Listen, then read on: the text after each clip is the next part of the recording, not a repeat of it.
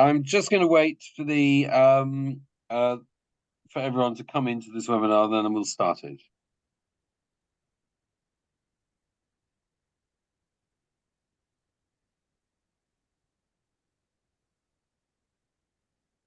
Well, good morning, everyone. Very much good morning if you're in North America, and good afternoon if you're like me, you're in Asia. I'm speaking to you from Shanghai, where it's 5 o'clock in the afternoon. My name's Tom Jenkins. I'm absolutely delighted to welcome everyone to this webinar based around the theme of demand for Europe, really in all origin markets, from the point of view of two very distinguished guests I've got today. And I'm going to get them to introduce themselves. So I'm going to start with Paolo. Paolo, please introduce yourself. Do explain what you do and explain what your company does. Good morning or good afternoon, everyone. I'm Paolo Maineri, and I'm responsible for procurement for all land components for EF Cultural Tours in Europe. I do represent EF, which is the largest privately held education company. EF as a business is consists of 4 different divisions: EF Language and Schools, EF Cultural Exchanges, EF Educational Travel, and Holt International Business School. Within the international educational travel, we have operate a number of brands, study tours, Explore America in the US, educational tours for students, and then we have the adult segment with Ultimate Break and Go Ahead Vacations. We sell mainly on the North American market, US and Canada, and off the ball to Lel to present himself. Hi, good morning, guys. Good afternoon, as Tom said. Good afternoon. Yeah, where he's seated at the moment. My name is Lal Vijaysinger. I'm director for product and purchasing at Service Reisen. Service Reisen is based in Gießen in Germany, and the company is a family-run, second-generation business. We just proud to say we have been more than 50 years in the trade. We just celebrated 50 years last September. And we have around 160 dedicated staff members who handle our business. And as I said, we are market leaders in the DACH market, and we handle around, say, 25,000 group trips per year on a yearly basis. And most of our destinations are within Europe, basically a lot to Scandinavia, to Italy, in the DACH region, that is basically Germany, Austria, and Switzerland. And we also do we do quite a bit of business to the Benelux, the France, UK, and also to Southern Europe, places like Greece, Spain, and Malta.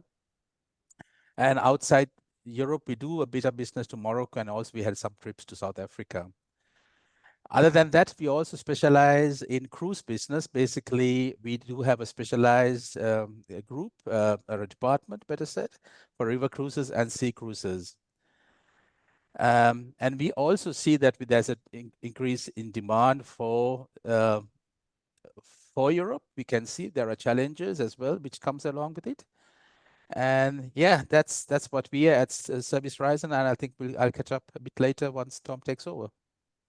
Thank you very much indeed. I think it's really great to have you here, Lal, because we concentrate always on the European inbound markets, which is where a lot of our members specialize in. Is really heartening to have someone coming from the DACH market to give a different perspective. And to a certain extent, those of us who sell Europe as a destination throughout the world are selling the destination supported by by Europeans, by the business that Europeans give them. And it's really good to have a genuine European, intra-European business on board. So thank you. I might mention in passing Paolo's here very much with a North American hat on. I've obviously just been attending the ETOA's Chinese European marketplace, where we were looking very much at China as an origin market. And I've just attended ITB Shanghai, which was also looking at China as an origin market. And last month we were in Mumbai at the OTM conference, which was looking at India. So we haven't got all bases covered, but we've got some of the bases covered in our conversation. I'd just be fascinated to know just how far, I suppose, how far things have recovered in your market since 2019. Obviously, we've had a huge body blow in 2020, 21, and 22. But how far have things bounced back, Paolo? Well, I think like for the American market especially has bounced back beyond expectations. In fact, is funny now to think about when at the beginning of 2022, we were on February, we did not know what the production would have looked on the following month. And then the production started, and it started like there's no tomorrow, literally. We had to ramp up production, and we had customers that were booked, and they were very willing to travel. And this happened in general on the American market because all the operators working on the American market had record years in terms of travelers in 2022 and 2023. Yeah, and Lal, have you seen a bounce back like this? Admittedly, you didn't see. I imagine you didn't see a trough like you saw from North America in 2020, 21, and 22. But how's the recovery been? Yeah, we had a really good 2023. Demand was very high, and also we could see it for certain markets, especially the Scandinavian markets. We did really well, and you could see also on figures which are available on online. Scandinavia has a growth of +18 to +9% between Sweden, Norway, and Denmark. I think Finland is lagging a bit behind.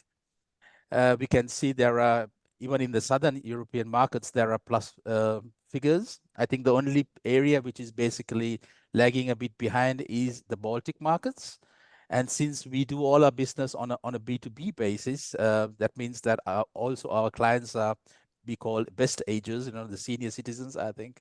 And we see the demand is there, and what we are, how do you say, from the supply side is I think there are quite a few challenges.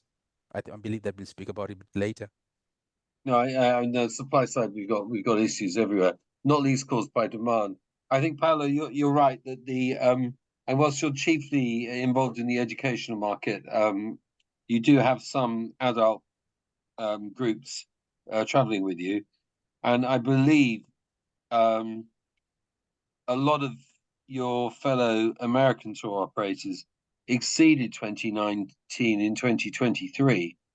And 2024, this has been a boom year. How far that will continue, I dare say we'll discuss in a minute. If I may just glance at the moment to Asia, I think India, I would say, is almost in full recovery at the moment in terms of demand.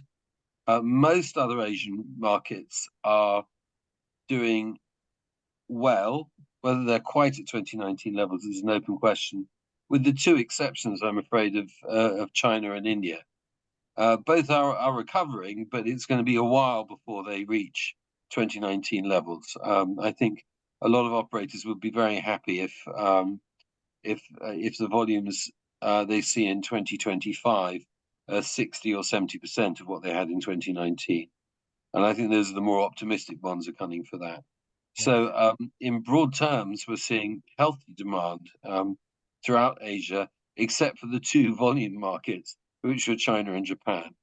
But on the whole, I think in terms of inbound traffic into Europe, we're in full recovery, particularly when you look at what the tour operators are doing. I think our members are actually beating the general trends. If you look at the individual statistics coming out of the national tourist offices and etc. Yeah, Tom, sorry, please. Yeah, if I'm to jump in, talking about European traffic, I mean, they forecast around 520 million travelers in 2025, and going ahead into 2030, they're talking of around 557. That's a jump of 6.5%, you know. And most of this, I think, at the present trend is mostly because of intra-regional travel, like the Germans, the French, and the big markets traveling within Europe, and also the Americans making use of a good US dollar rate. I believe that. I think Paulo can confirm on that, I believe. Yes, I do confirm that there is an increasing trend also for 2024, and 2025 as well is looking good from the American market. I think you touched a great point, the fact of the favorable dollar. That is the part which is holding the travel. If the currency exchange change, we'll probably we will see something different, because the buying powers will be by far less, and paired with the increase of cost of goods, will probably push the capability to spend to a level that we will lose customers. But I think we will touch this part later on in the conversation. Has the shape of demand changed post-pandemic? Are people seeing the same things? Are you finding, Paolo? Yes. Definitely, we have to divide the time post-pandemic, which means there was this rush to travel that happened in 22 and 23, where especially in the North American market, people just had savings, had money to spend, and they had a huge wish to travel. So I think everyone in the value chain did benefit about that. Now we're moving into 2024, where things are stabilizing a little bit, and we started to see that customers do not have unlimited resources, so they wisely start to choose where to spend their money. And we think that this is going to be the trend for 2025 onwards. Are you finding that, Lal? Yes, because I mean, we could see that the travelers had a hunger to travel after being sort of, locked down for so many months. And also, as Paulo said, there was savings where they had the money, and then they, especially in the German DACH market, people like to travel, so they were a bit easy with their purse. And also on you could see even in 23 that there are certain restrictions even into 24, especially on hardware, like in the UK, where limited number of hotel rooms due to government intervention and stuff like that, and some hotels opening late, staff shortages not being in place, to open places in 23 or 22. So these are some of the constraints. But I think on the whole, with inflation coming in, I think things are stabilizing back to sort of a normal routine, but there's still an upward curve. I think definitely. I mean, and are customers changing? Do you think you're getting a different type of customer now? Are they getting older? Are they getting younger? Is the demographic shifting in your market?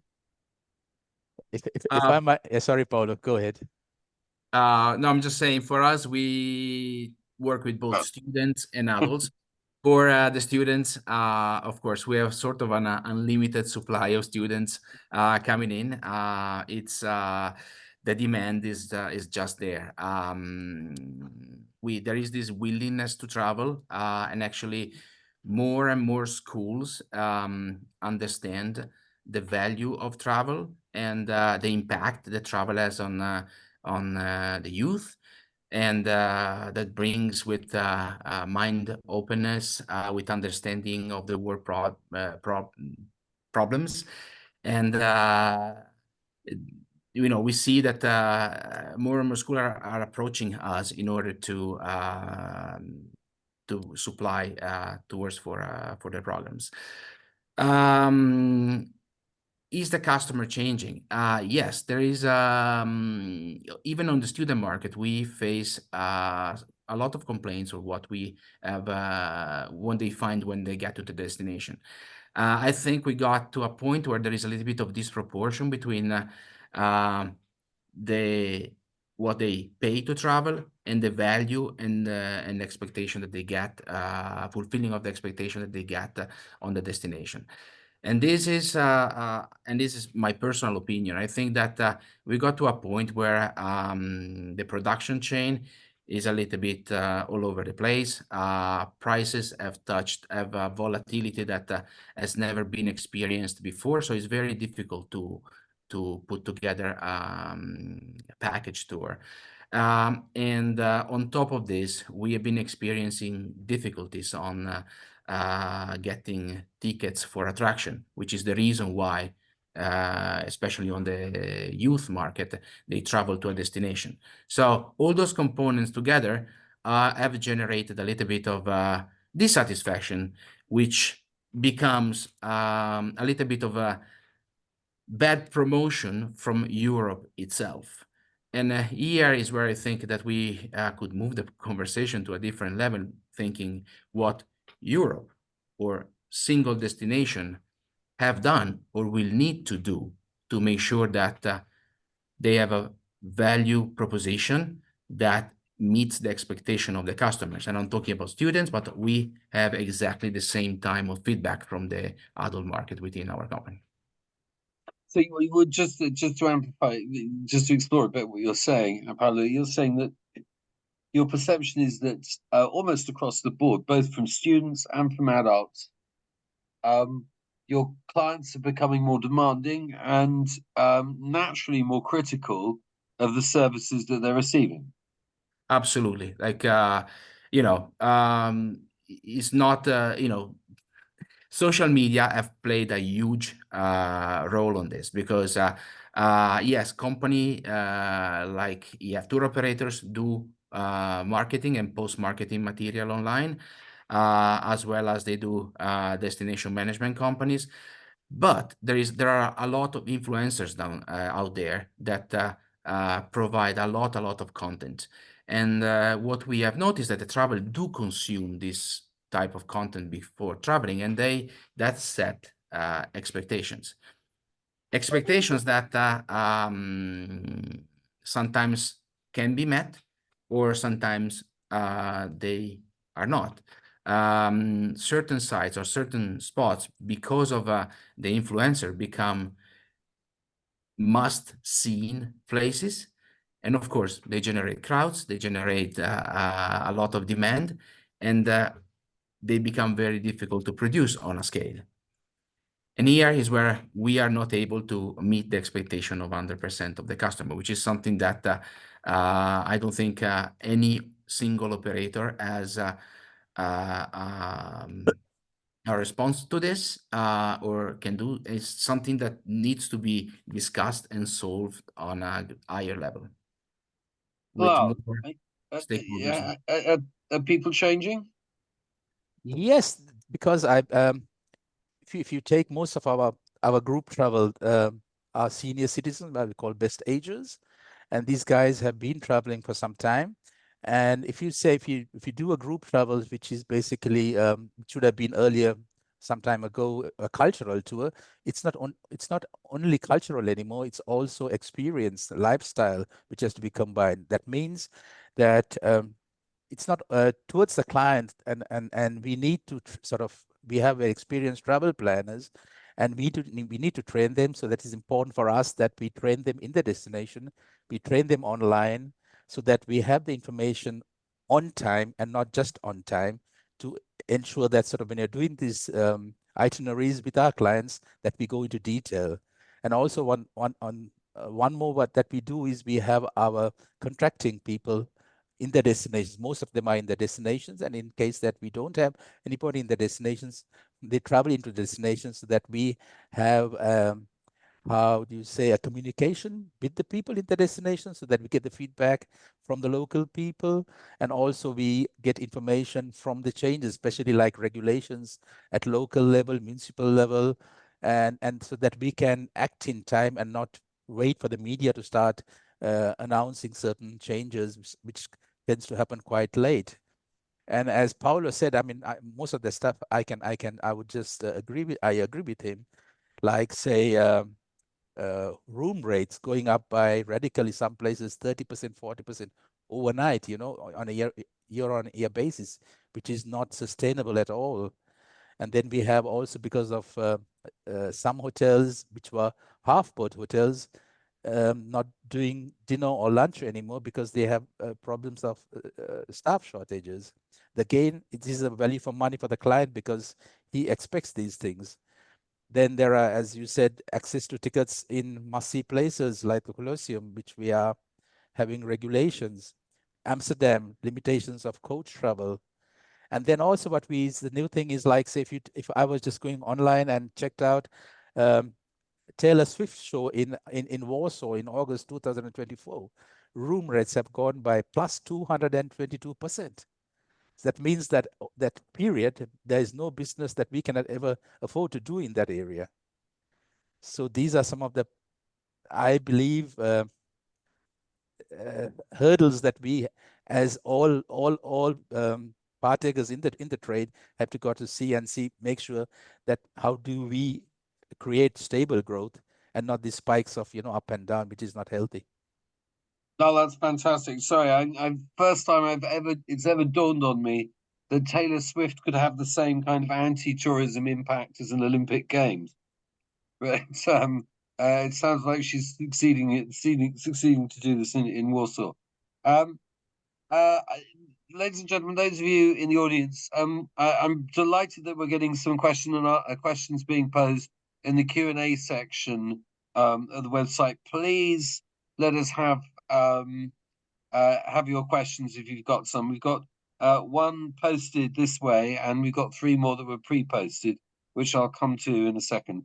But I'm just going to turn to the question posed by João Gonçalves, who is an old friend of ETOA, I may say. He's certainly been coming to workshops ever since I started, and that's longer ago than I care to imagine. He's posing this question: is the policy of the City Hall from Amsterdam having any substantial negative impact in the tour operators' decision to keep the volume of their tourists to Holland and Amsterdam? I mean, is this having an impact? Lyle, you mentioned this. They're threatening, well, they're succeeding in blocking coaches from the centre of Amsterdam. What impact is this having? If I may go ahead, Amsterdam is going to celebrate 750 years of Amsterdam starting October 2024 into October 2025. And we were very much interested in doing some promotion for Amsterdam. And they got this logo, Amsterdam 750. So we tried to check and see if we could use this logo. And the feedback was, this logo is meant for locals. So in other words, say, keep away. Yeah, and which is not, and sort of, which is not, how do you say, helps our interest of bringing more people, or people who want to come into Amsterdam, giving the opportunity to be there during this period of 750 years Amsterdam. So I believe that we need to find say amicable solution that everybody can work around, because at the moment I think Amsterdam is very, very one-track minded. Well, the town is one-track minded. It's been that for a few years now. I'm just wondering, is it actually having an impact on your ability to feature Amsterdam in your program, or are you moving away from it? I mean, yes, because we especially to get hotels in Amsterdam at a sustainable rate is very, very demanding. So that means that we need to use hotels outside Amsterdam. That means again that we need to travel by coach out of Amsterdam into Amsterdam, and again that we are very, very particular, and we are very environment and pollution is important for us at Service Reisen. When we do our itineraries, we are very careful how the least number of mileage done. So this creates, how do you say, the very opposite what Amsterdam wants. Mm-hmm. I agree. Well, is it having an impact, Paolo? So yeah, I would like to answer this one about Amsterdam, but in general, to bring the conversation a little bit on larger terms, where what we see is a short-term and a long-term impact. We at EF, but also as many other organized tour operator, we do not plan for the next month or for the next 2 months. We sell for a year or 2 years ahead of time, which means that tours for 2024 have been sold on 2023 or 2022 with a program including Amsterdam or any other destination that was on the program. Of course, once you have sold the program, then you have to produce it somehow.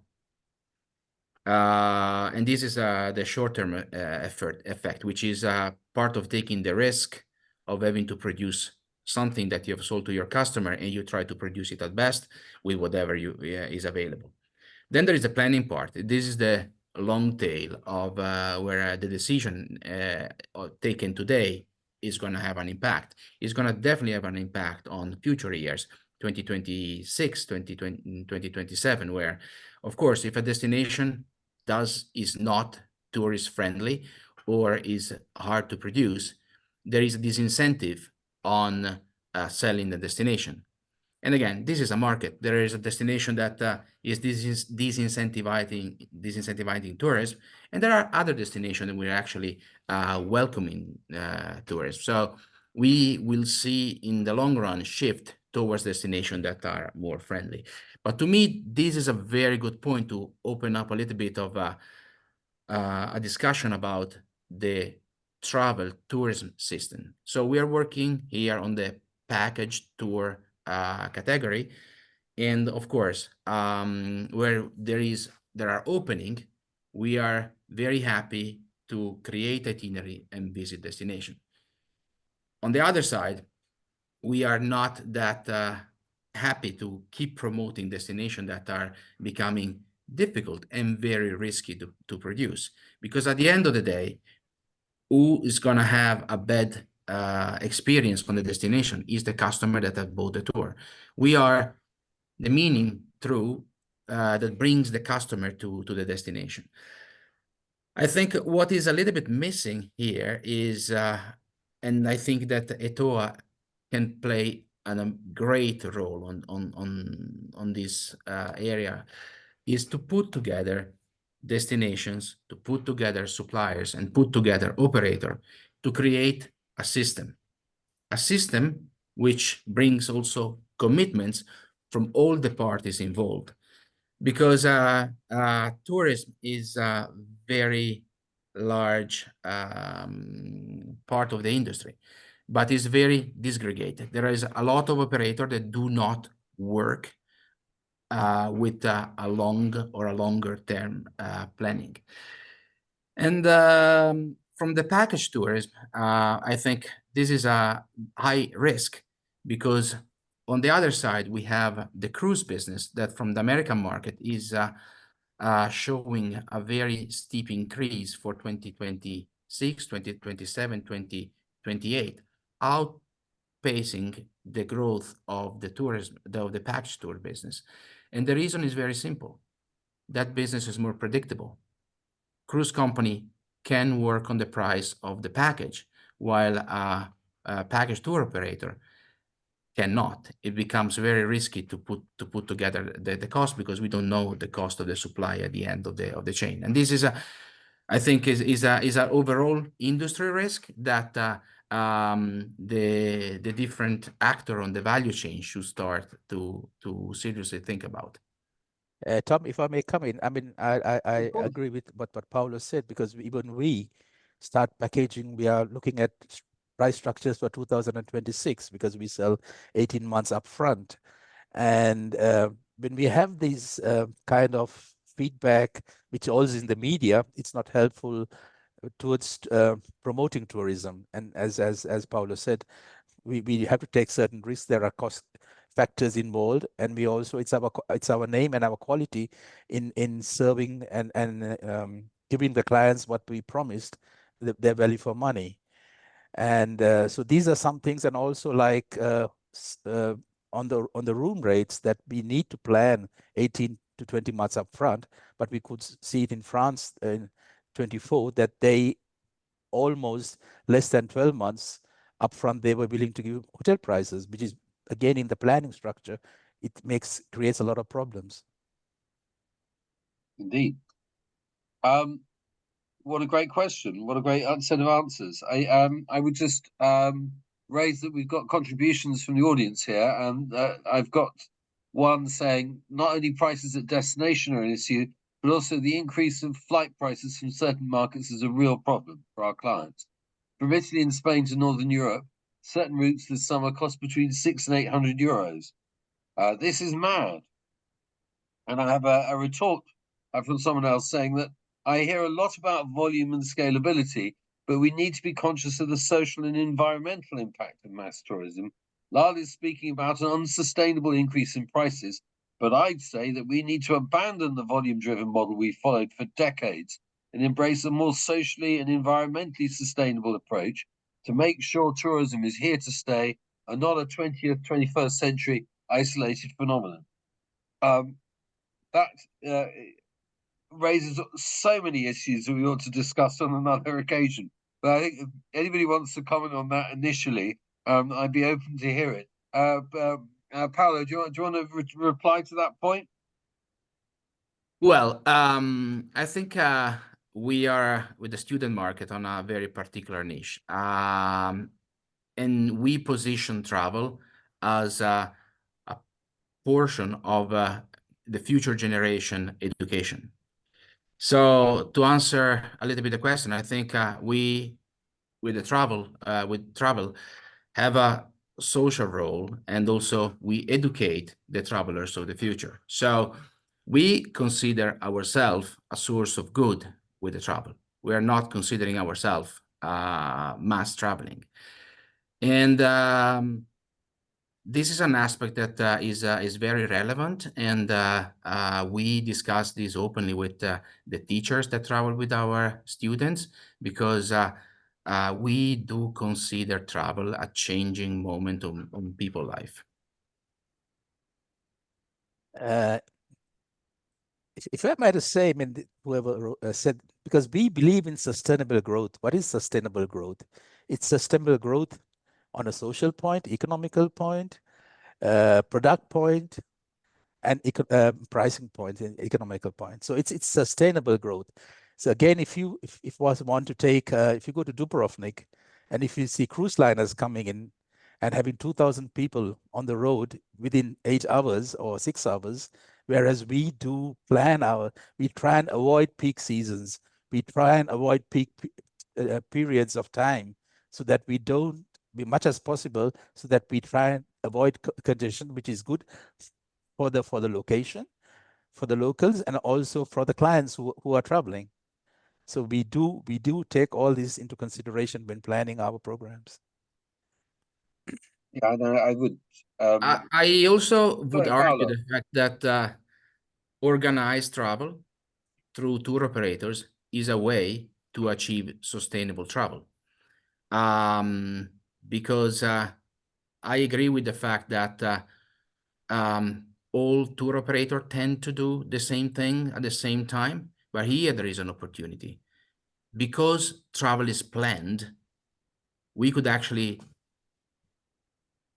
talk to the destination, having put together a consortium that look at the planning of the different tour operators and scattering the demand throughout the day, throughout the week, throughout the month. Is something that definitely organized travel has the opportunity to do. I think that in bracket, disorganized travel is what becomes the problem for destinations, because you do not know when people are going to come. You don't know at what time they're going to go to certain attraction. So I truly believe that packaged tour travel is an answer to traveling sustainably. I mean, I don't question. I think this is a very good point, Paolo, and I think that I think we need a much broader conversation, because it's difficult for me, because I'm manifestly on the side of group tour operators in this area. I don't think the alternatives which are being put forward are either particularly profitable or attractive or sustainable. The idea of moving people into 25-seater or 15-seater minibuses doesn't help the environment, it doesn't help the business, it doesn't help the clients, it doesn't help the destination. It's just nonsense. But I mean, this is being put forward as a viable solution. So, and you're quite right that if there is a mass tourism taking place, most of the mass is generated by individuals. It tends to be generated by not foreign visitors, by local visitors arriving. It was very interesting in Venice when they introduced this fee for day visitors. They did so on the days of Italian national holidays because they knew that's when the demand would be. Anyway, we've got another question coming in. This is exciting. Let's have a look at this too. Excuse me. I've got everyone's anonymous here, so it's obviously controversial. I agree with what's being said. Sending an offer for any business a year ahead or even 9 months before has become difficult. End clients do not want to move away from the big highlights or Instagrammable places. The tour operators do not want to be the first ones to leave those places out of the programs either. So while on the ground operators have lots of ideas and can offer brand new products, less risky, more price attractive ones, it's very hard to come across. And I'll merge that with the next one. So I'll give you something to chew on. Hang on. Hotels in certain countries do not cope and do not adapt their pricing strategy during the year for 25. This means prices remain higher than what clients are ready to pay for. Indeed, it's become almost impossible to suggest better and more ESG-focused tours. Well, okay, so the first thing is that, how do we do dispersal? Because the answer is that that a lot of your clients are first-time visitors. It's going to be very difficult. This is for Paolo. Less true with Lal, but we'll get to you in a second, Lal. A lot of your clients are first-time visitors. And hang on a second, guy. Hotels are charging so much. I'm not quite sure what the second point is. They're saying they're charging a lot and the prices are still higher than what clients are ready to pay. And it's almost impossible to suggest better and more ESG-focused tours. I'll let that statement hang. How do you answer that question for me, please? Well, I think the easy answer here is this: there is a supply and demand that we are living through, and also a pricing model today for activities, hotels that is revenue management is trying to get as much profit as possible for every single sale. Totally fine. But I also think there is a way for the market to sort of regulate itself, and I'm actually giving you a little bit of trends that are happening in our overall view. As a company, we are growing the number of travelers, and also we are looking for a great 2025. But when you start to look a little bit more in detail, we see growth happening mostly in destination outside Europe. What is the reason of this? That the price point of those tours is much more appealing than the one that we sell in Europe, where we have to account to all those extra costs that they've come. So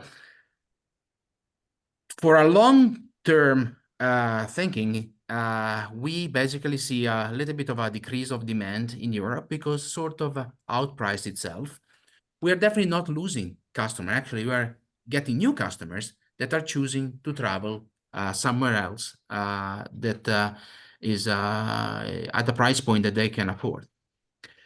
And this brings me to the next thought, which is something that I've been questioning myself in the past years. Like, I see destinations that were very, very appealing to customers because they had great marketing campaigns.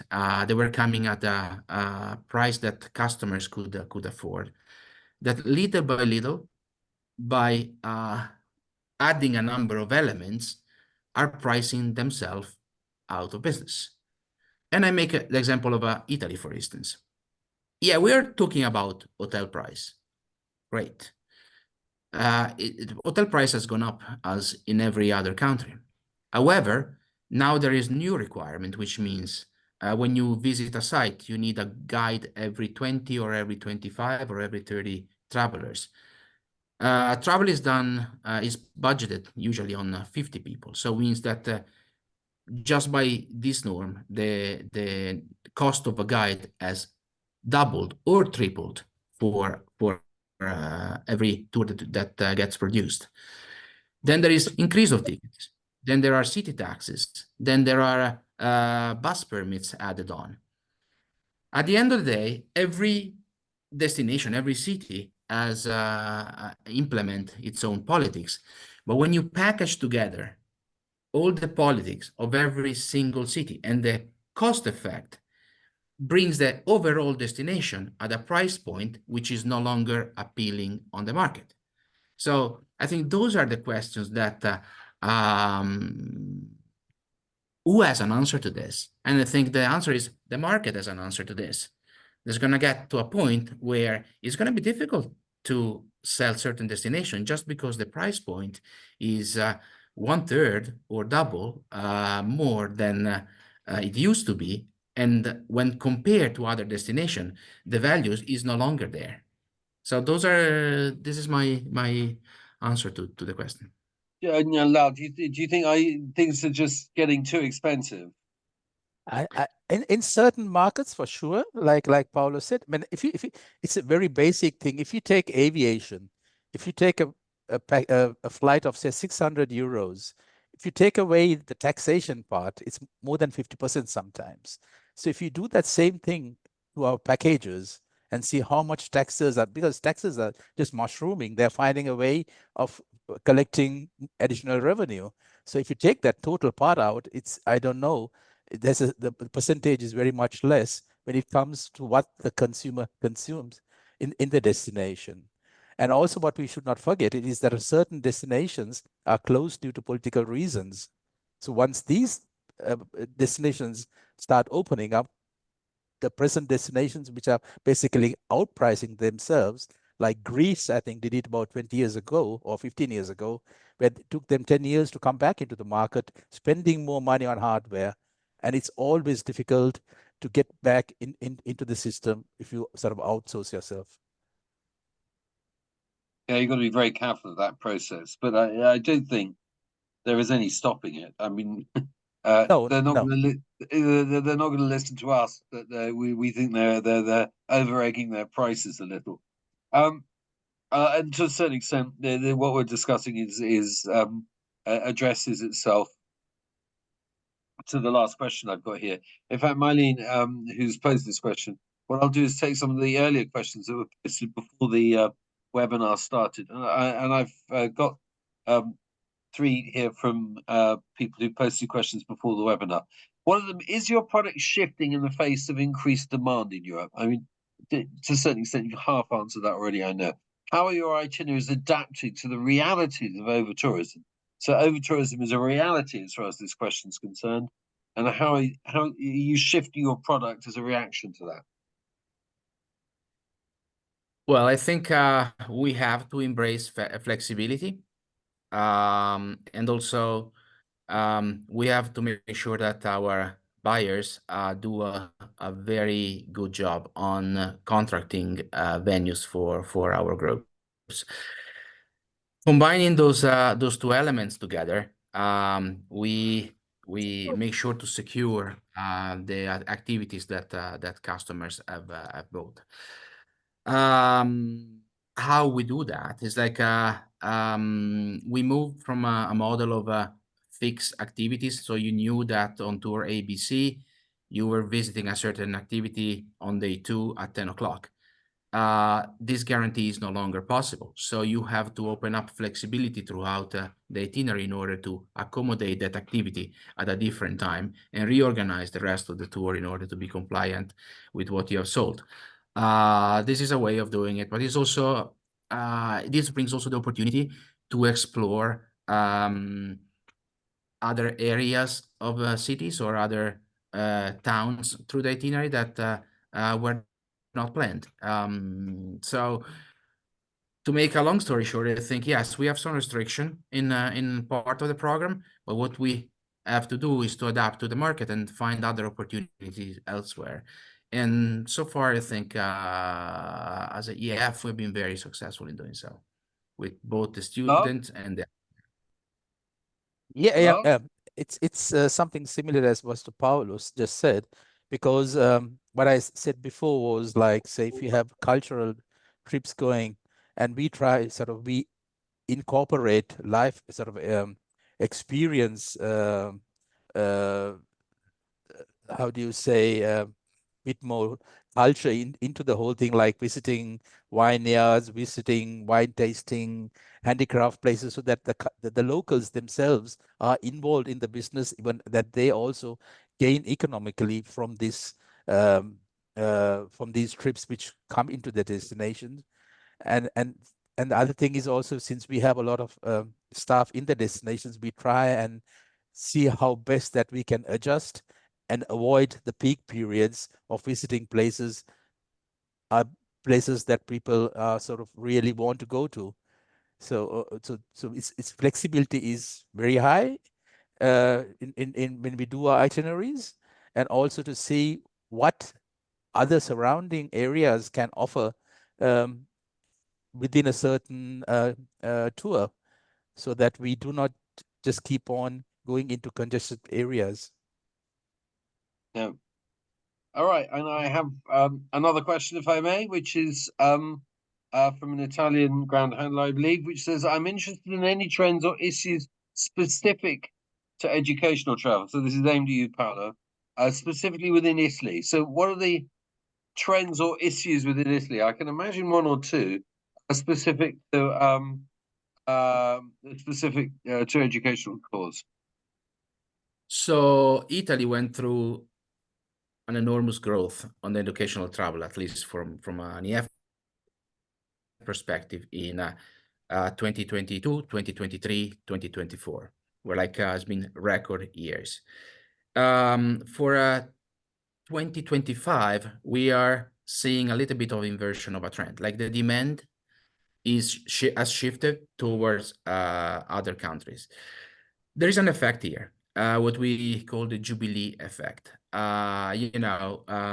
have also the example of 2024 with France, where we had a steep decrease of volume in France for 2024, just because with the unpredictability of production, we have not committed on selling as much as France that we could have sold with more certainty. And the same is happening in Italy.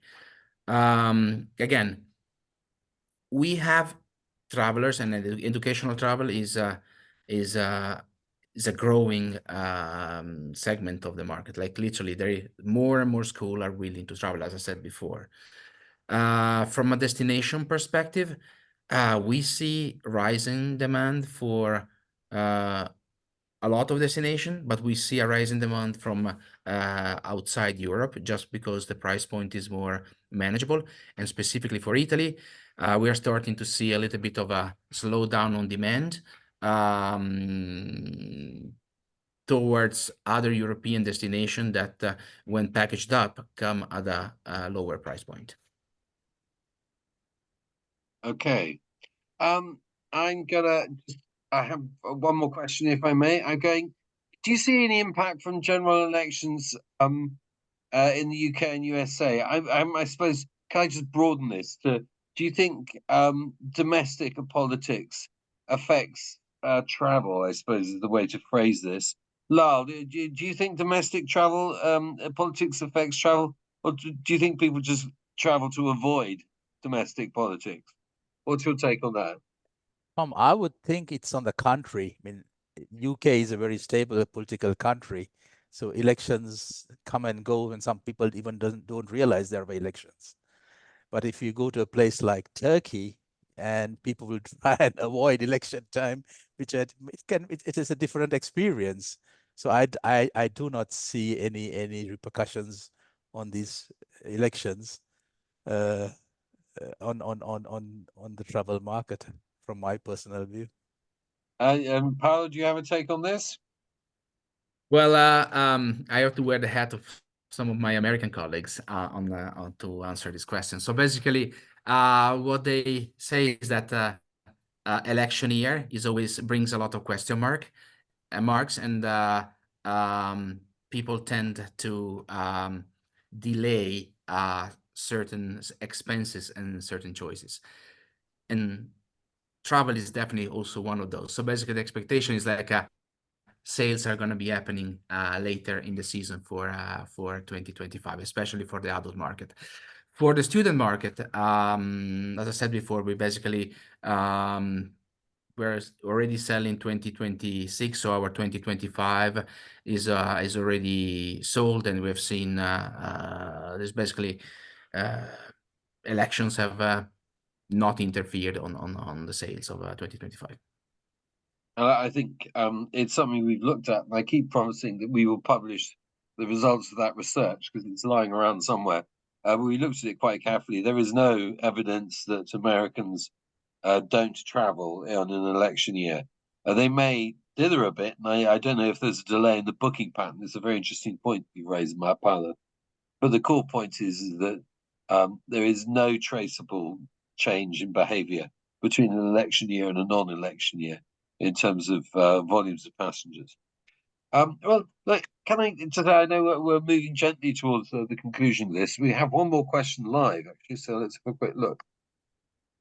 Coming from a luxury tour operator, the US market will slow down travel during an election. It's definitely apparent this year. So that's another anonymous person telling me I'm wrong. So, well, we'll see. There is an argument, for what it's worth, that some of the forward bookings for the United States for the second half of 25 are starting to show a plateau effect.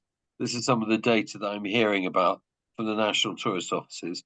But it's hardly surprising that it starts to plateau simply because it's been booming so much over the last 2 years. You know, you're never going to sustain that level of growth all the time, but we'll see. I've got I'm just looking at there's a question here which I don't want to ignore, which simply says a tour to Scandinavia or Ireland, which I assume is a short tour in Scandinavia or Ireland, is the same price as 2 weeks to India or Thailand. How can Europe rethink itself and be interesting, competitive in the future? How can Europe offer better quality and more sustainable tours? Now, I can just throw that Tom, one at you. Tom, I did not get the question. Sorry. Well, they're just saying we're very expensive. How can we offer better quality and more sustainable tours? I don't know whether it's possible to do both at the same time, but you may be able to think of a way of doing it. It depends. What I don't know the person who asked this question. What does it mean by quality and sustainability? Is it environment? Is it the product itself? You assume it's a more environmentally sustainable, but with a better quality at a more reasonable price. I think this is a very difficult proposal to meet. I would suggest. There's a paradox in the two questions. Yeah. So it's difficult to answer. But like say if when we go into Scandinavia, we have a lot of tours which last much longer, like 12 days. That basically there's the environment factor that we try to minimize as much as possible because the client is there. He does everything within the 12 days and not trying again going 3 times to Scandinavia to do different 3 different trips. So these are ways of doing things of package, how you package it. And we also do have certain sections in Switzerland where we take the train.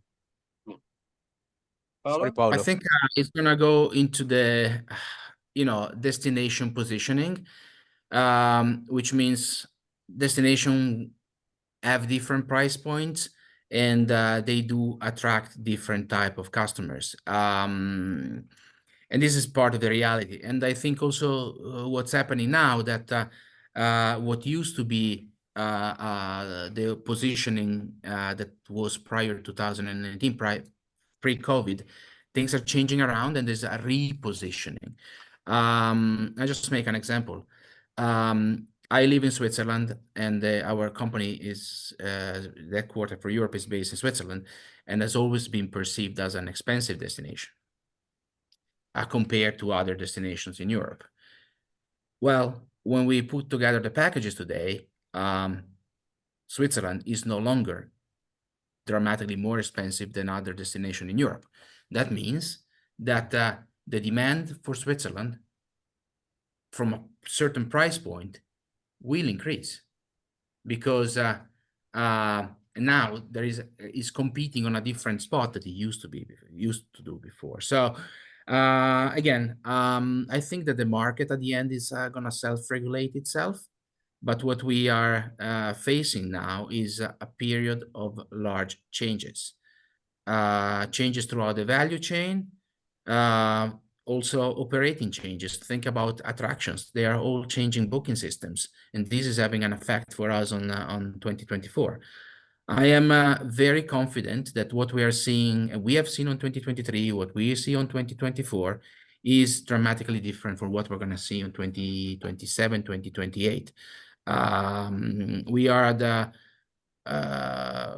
cusp of a curve, and there is an inversion here that the market will make, and will the system is systematically changing, which means that the market will adapt to the system, and there's going to be a new reality that is what we will see after COVID. So basically, the bomb has burst with COVID, and now things are coming back into a more predictable position. And the years ahead of us will be looking very different from what we have experienced now in these past 3 years. I think that's really well put. And the question is actually clarified. It's just saying that how can the offer evolve in a better way without impacting even more prices? And if I may, I might just intervene and say, look, if what you're looking to do is try and sell things which have got really high demand at a price which is less, the only way you can do is shift it to a time of the year where there is low demand. So you need to do a low season. You need to start looking at low season product, not high season product, because you cannot get low cost, sustainable tours at high season. It's just not possible. You have to start looking at low season options or more marginal destinations. Sorry, Paolo, you're about to say something. Or even I think there is also another way, which is planning. So having more stakeholders at the table when planning sales for a certain destination. I'm making an example.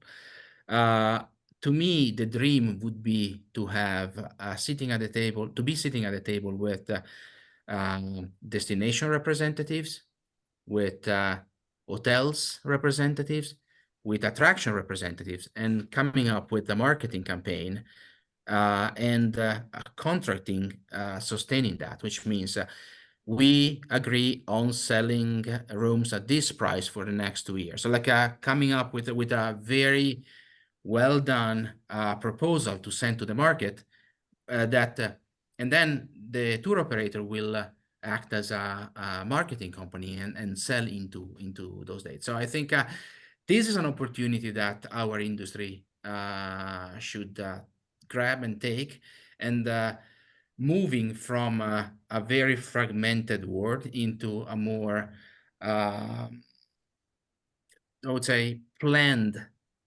world with more stakeholders that take responsibility for the destination, but at the end, for what we supply to our customers. Because at the end of the day, the customers are the most important resource for any element on the value chain. Yeah, I agree. Have you got a last remark to make on that, Lars? Yeah, if I might just the importance is of managing your production line. Managing change is on its whole, because change is there. It happens every day, every hour.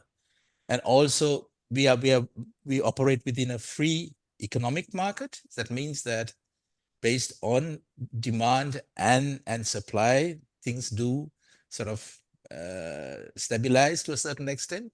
But what I see is that certain areas like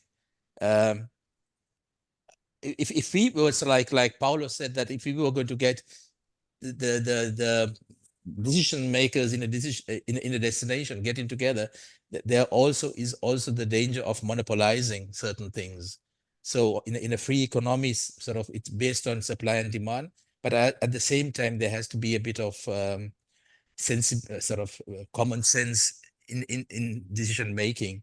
So do you want to be in the market in the next 5 years or 6 years, or you just want to make your money in the next 2 years and then say, okay, if it comes, it comes?